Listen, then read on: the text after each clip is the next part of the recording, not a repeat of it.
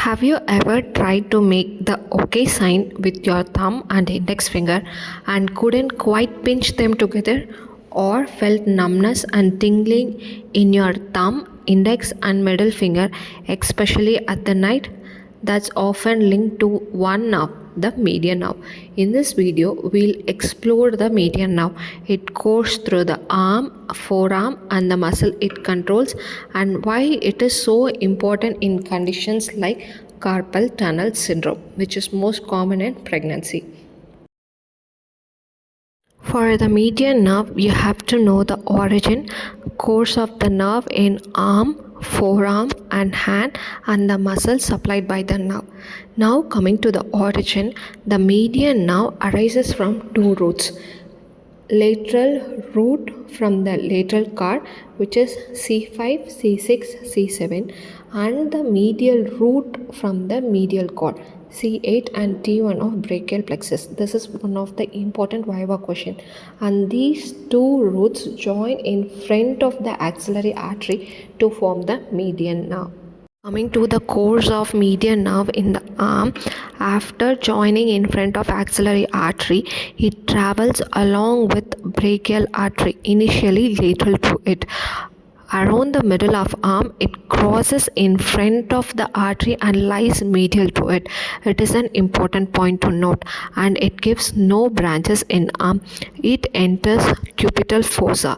Where do you remember the mnemonic MBBS, from medial side to lateral, the contents of cubital fossa? That M refers to median nerve, which lies medially to the brachial artery and biceps tendon. Whereas the course in forearm, it passes between the two heads of Pronator teres and runs deep to flexor digitorum superficialis muscle. Just above the wrist, it becomes superficial and passes through the carpal tunnel to enter the hand. Arm has two group of muscle. One is superficial and deep group. Superficial group have 5 muscle and deep group have 3 muscle. A branch from median nerve, which is known as anterior interosseous nerve, supplies the deep muscle group, except the medial half of flexor digitorum profundus.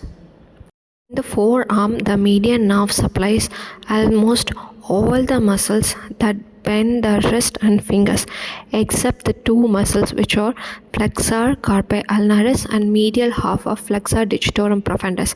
Those belong to ulnar nerve. Think of it this way: if a muscle flexes something in front of forearm, the median nerve probably controls it. In hand, it controls the muscle at base of your thumb, that is your thenar muscles. Those help you move and oppose your thumb. This group is remembered by a short form called LOF muscle. L stands for lumbricals, first and second lumbrical, opponents pollicis, abductor pollicis brevis, flexor pollicis brevis. These are thenar muscles. Median nerve passes through a carpal tunnel, which is a small tunnel at the wrist, to reach the hand.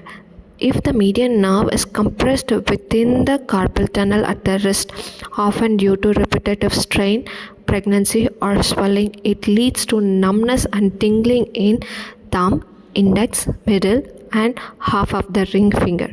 It can also cause weakness in thenar muscles, leading to difficulty with thumb opposition. And long-standing cases may also lead to eighth thumb deformity, which is your thenar muscle wasting. Median nerve is often called the eye of the hand because of how much fine motor control and sensation it provides. It supplies most of the flexor muscles of forearm, letting you grip, pinch, and perform precise hand movements. It is responsible for sensation over thumb, index, middle, and half of the ring finger, the fingers you use most of the delicate tasks. It's clinically important in conditions like carpal tunnel syndrome, compression of nerve at the wrist, and can also damaged in supracondylar fractures near the elbow.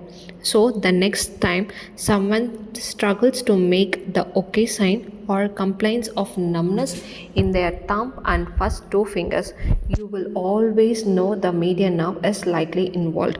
That wraps up our look at a median nerve, a small structure with big impact on hand function. Thanks for watching, and I will catch you in next video.